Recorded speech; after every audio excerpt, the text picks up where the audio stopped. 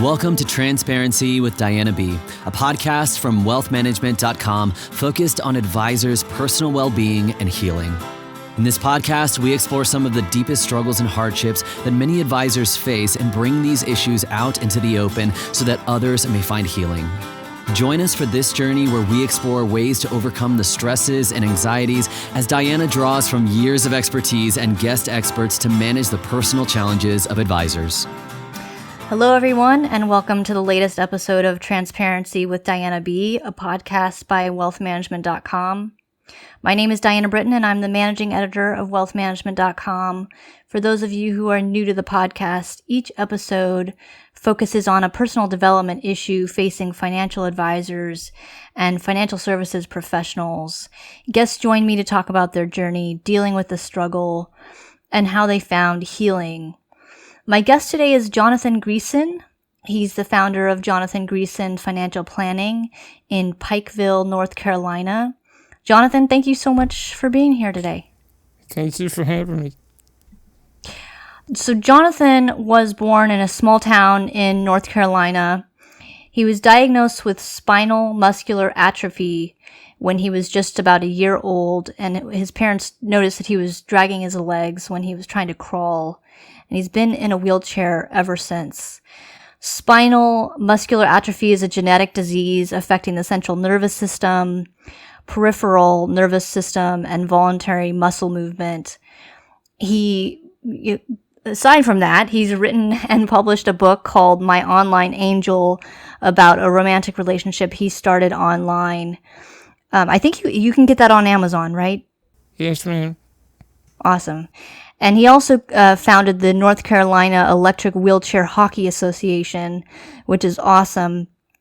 And this podcast may be a little bit different than others I've done in that I may tell a little bit more of his story than he will today, but these are all his words. It's coming from him. He may be a little hard to understand at times, but I felt like his story deserved to be told. And it's a good one, an important one that needs to be out there. But Jonathan, I just wanted to ask you, kicking off, what are some of the biggest struggles you've faced with your disability? This is always a tough question because I don't really know life without a disability. I was born into a awesome family and had great friends. Growing up, they were always supportive. We would play outside and adapt the rules so I could be included.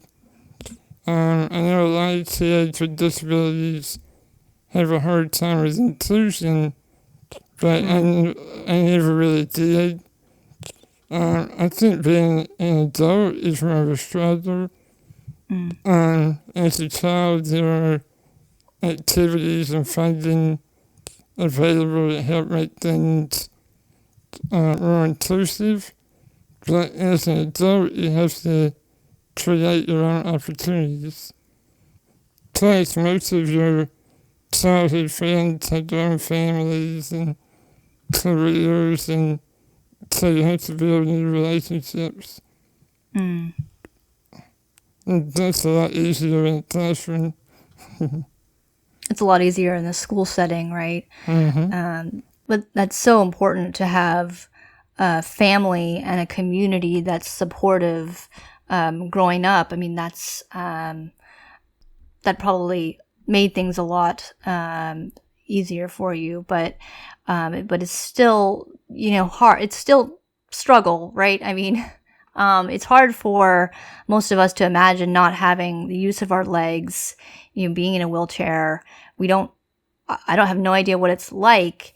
And so these are some of the things that Jonathan told me, aspects of his life that it impacts. He said it impacts every single part. I've been able to adapt and live a great life, and just about everything able-bodied people take for granted, I can only do with assistance. Something as simple as running to a grocery store takes planning as far as transportation, making sure I won't have to use the bathroom. Someone has to help actually reach the groceries. I can't just visit a neighbor or introduce myself to a new neighbor unless they're outside, because all houses don't have ramps. Something we don't often think about that. A great example to try would be to sit in an office chair but not move your legs. Even if your leg goes to sleep, you can't move. Someone has to help me with that too. I think people would be shocked to realize how much we use our legs if they sat still for like 20 minutes. I'm going to read something that Jonathan wrote in 2014 about an experience he had in 2008 when he went into a coma for 2 weeks. He developed the flu and pneumonia at the same time, right? Is that right, Jonathan? Yes, ma'am. And he said to me that this experience was hell, and he doesn't quite know that why he's still here. But here I'm going to read just an excerpt from something he wrote back then. My chances of surviving were very slim. Actually, the doctors had completely counted me out. They told my parents to get my affairs in order and start planning for the worst.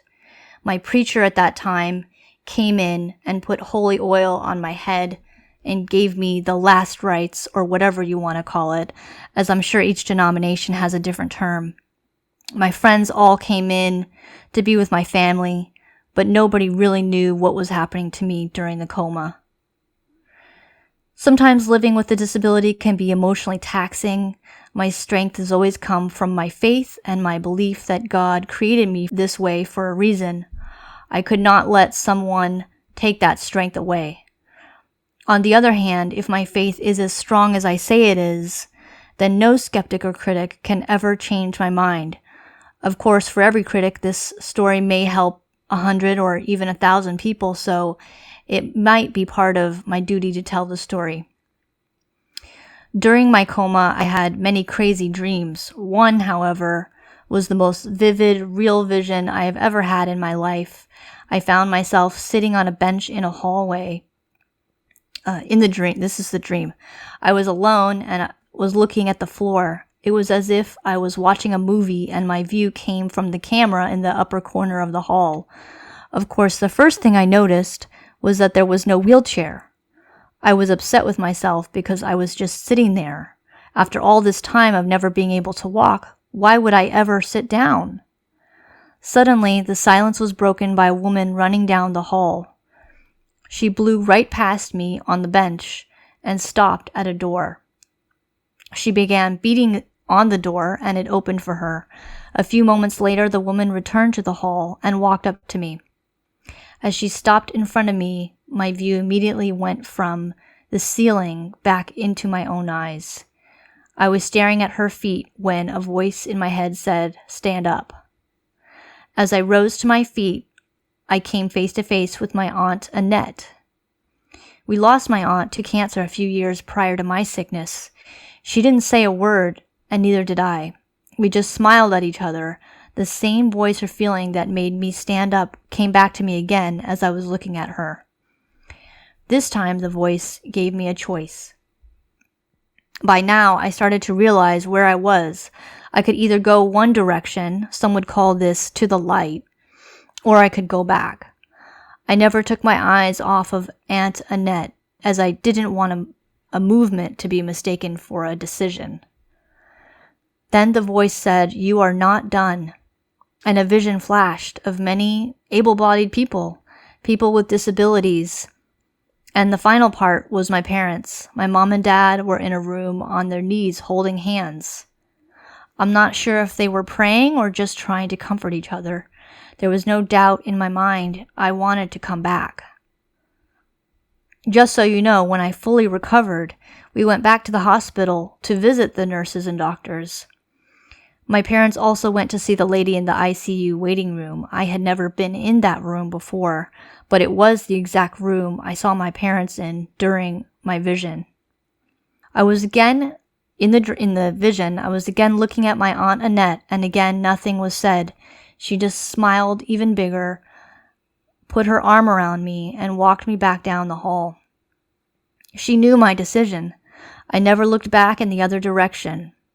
There was no need to, because if you truly have faith, You don't need to see heaven to know it's there. We ended up at a door.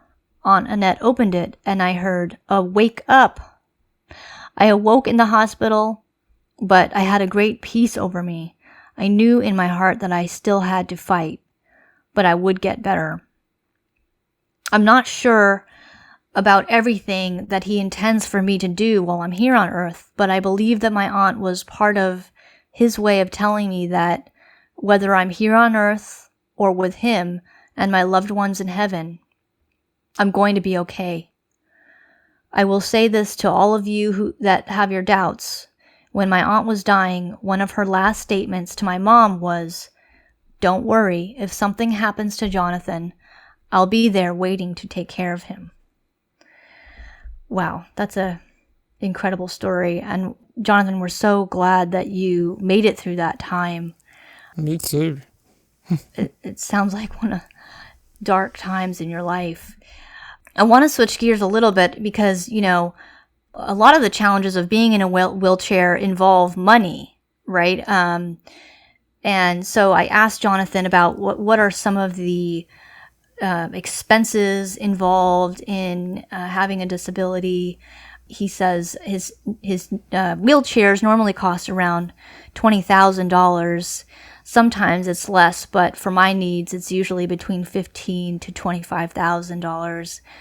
I'm actually in the process of ordering one now with all the different paperwork needed for Medicaid, Medicare, etc. It takes about 3 to 6 months to get a chair. I'm in the chair all day, so I need to be able to recline and stretch out to help my joints and prevent pressure sores. I sleep at night with a BiPAP machine. Is that how you say it? Yes, ma'am. Mm-hmm. Many people have CPAP machines, and you've probably seen commercials about them. They're similar to mine, but mine has a few more options in case I have emergencies, such as a battery backup. It can also be used as a ventilator in case I have another tracheostomy. Say that for me. Tracheostomy.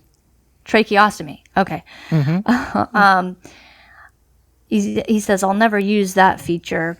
Some things are miserable. Try poking your finger on your throat and just hold there with a constant pressure. That's what a trach is like all day long. Anyway, that machine is probably about $10,000, but I believe we rent it so a company can maintain it for us. Insurance pays for that too. Thank goodness for insurance, right? But at the same time, insurance is a fight. If one piece of paper isn't right, the entire application is thrown out. For example, there's finally a drug to treat SMA. It's very expensive. It's injected in your spine 3 times a year, and each shot costs $125,000. Wow, not including the hospital cost for giving you the injection. I'm getting it now, but it took over a year to get pre-approval. It was really tough because all of my friends were getting it, but for some reason I couldn't. I sent a lot of emails, and finally the hospital board approved me. Good news there.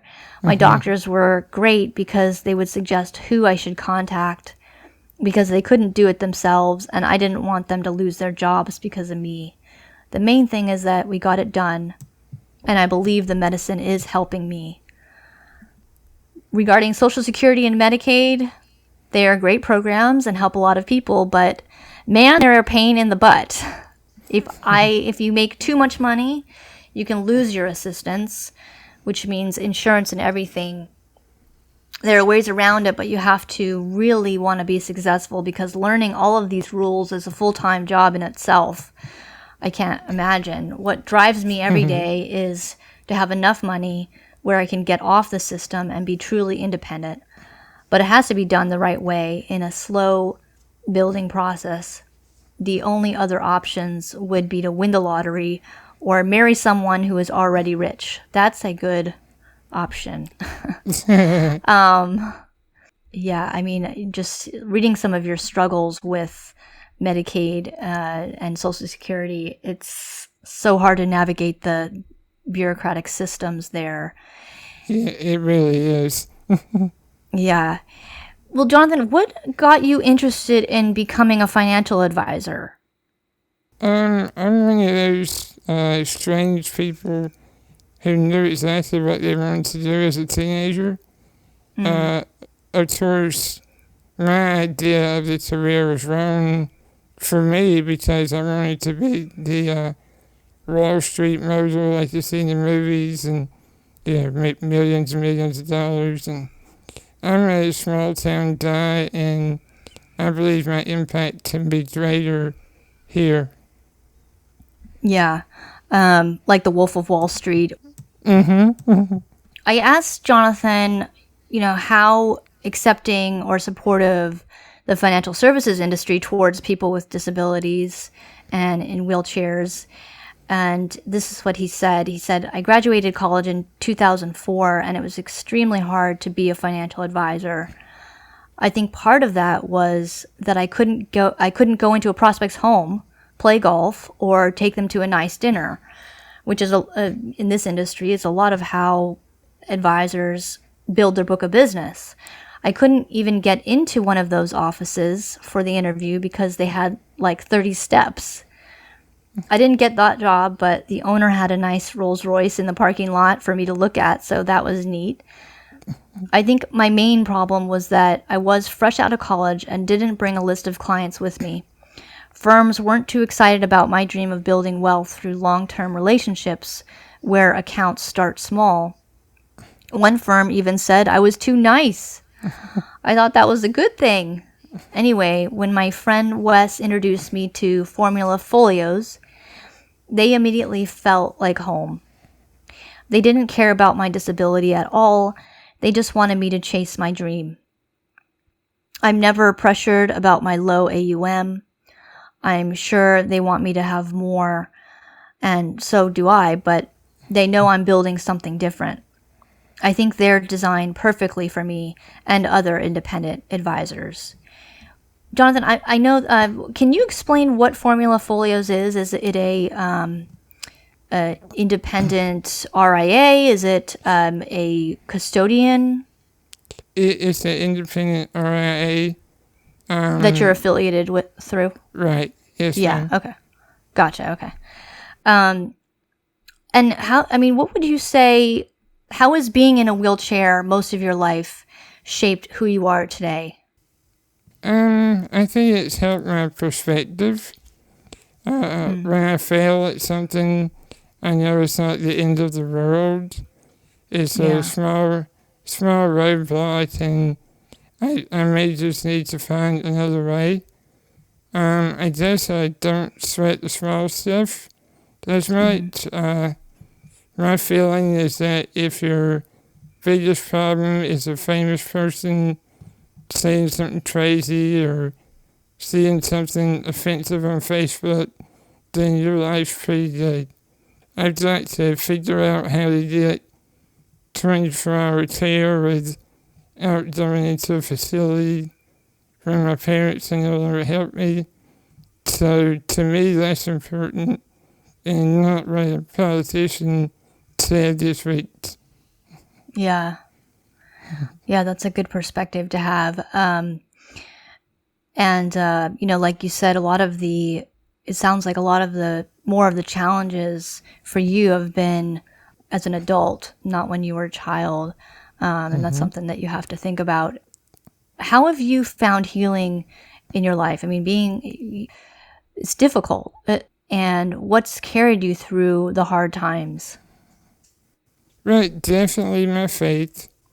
Your I faith, think, I think making the realization that God wasn't punishing me with a disability and was actually using me for a greater purpose was a huge deal.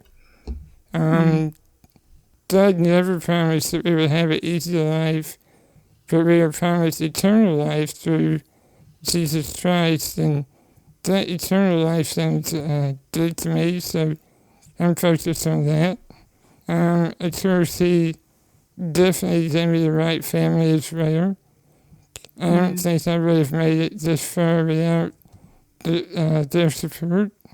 I also find a lot of inspiration in learning the stories of great leaders and business people. Their biographies show the struggles they faced, and they didn't rise up rich and famous. They faced adversity and still chased their dreams, so I can relate to that. Yeah, that's great. I mean, I know a lot of people that I talk to, they take their struggles and the adversity that they've faced and they turn it around as a positive and think of it as something that makes them stronger and makes them more successful in life. Because, you know, if you can face these types of things, these types of struggles, you can go through these hard times. Some folks find comfort in that they can do anything. Mm-hmm. And so I think that's a great perspective. Are you still playing hockey these days? Not competitively, but I do still practice alone because it's great exercise. Yeah, great exercise. Plus, if you imagine your frustrations as the ball, it feels good to slap it. Yeah. Well, I mean, it's great that you brought, you know, electric wheelchair hockey to North Carolina. That's a big accomplishment. So I think this was great. We're just about out of time, but I'd like to thank my guest, Jonathan Greeson, for being on the show and just for being so vulnerable. I know it was a lot through me, you know, but again, these were your words. And you, Jonathan, thank you so much for being here and sharing your story with us. Thank you for having me. And if you'd like to reach Jonathan, you can reach him, you can email him at jonathan@jonathangreeson.com. We'll have that in the show notes so you know how to spell it and everything. You can also connect with him on LinkedIn, Facebook, Twitter.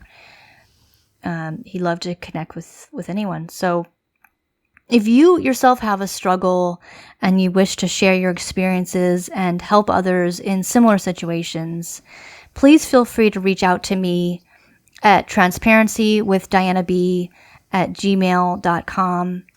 I'd like to thank you for listening to Transparency with Diana B. If you've not subscribed to the podcast yet, please click the subscribe now button below. This is Diana Britton reminding you that where there is healing, there is hope. We'll see you next time. Thank you for listening to the Transparency with Diana B podcast. Click the subscribe button below to be notified when new episodes become available.